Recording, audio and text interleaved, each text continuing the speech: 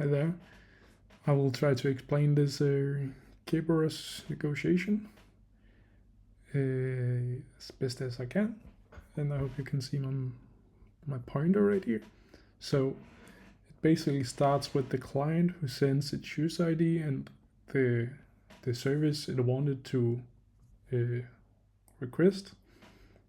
So it sends it to the authentication server. Now the authentication server sends two messages back, A and B. And the message A is the client TGS session key, which it generates. And it's encrypted with the client's password that the authentication server finds in its own database. So it kind of hashes the password. Yeah, so it hashes the password and encrypts the message A, which has the client GTS session key. And then it sends the ticket granting ticket, which is like an authenticator in some way. Yeah, which is encrypted with the secret key of the GTS, which we are talking about later in the couple of messages.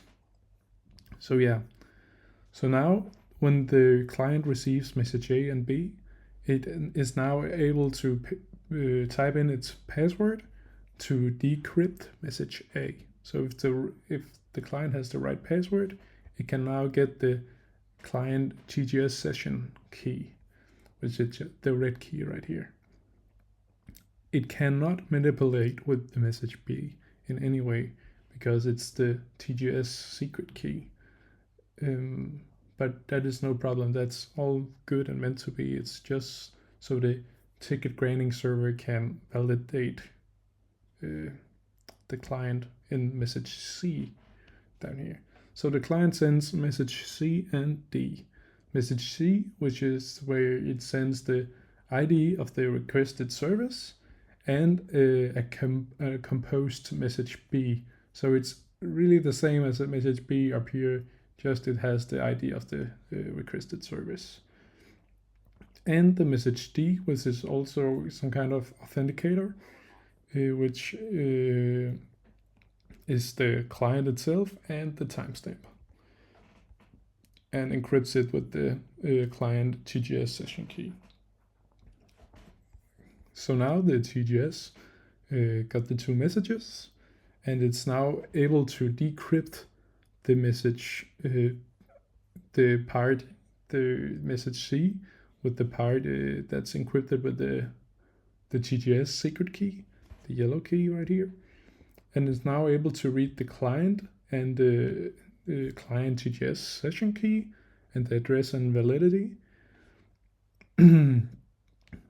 And now it got the red key, the client TGS session key, and is now able to decrypt the message B.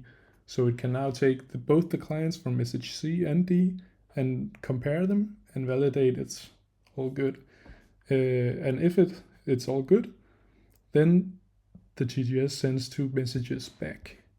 It sends the message E, which contains the client and the service key for the for the exchange between the client and the service server, and the client and address and validity, and it's all encrypted with the service key itself. So I just got a call. My bad. So what they came from, yeah. So the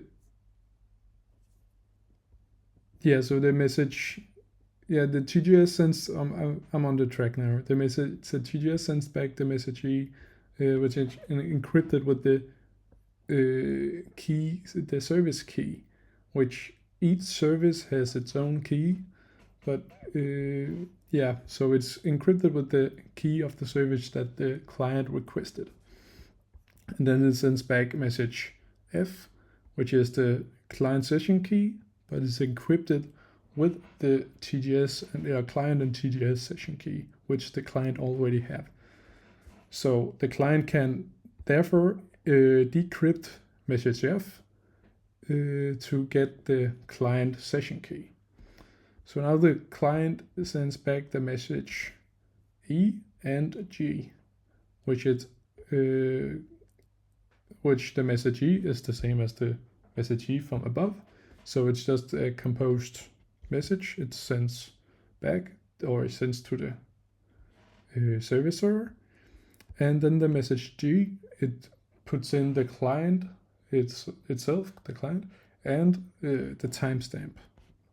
So it's what we saw up in message D. It's also the authenticator, or and it decrypts it with the client session service key. And now it's with the service server, so it's now speaking with the service that the client requested. And the service server is able to decrypt the message E now, which the client couldn't manipulate in any way because it's encrypted with the service server's own secret key. And therefore it's able to get the client and the client's service key, which it can decrypt the message G now. Yeah, and then it can again compare the client and stuff. So now it can know it's all good. It's a user or client that it can trust and it needs to connect with. So it sends back the timestamp encrypted with the client service key. So when the client get the message H, it is now able to decrypt it and compare the timestamps from message G and H and confirm, okay, I can trust this service now, and now I can make my connection and do whatever the service needs me to do. Yeah, that's pretty much it.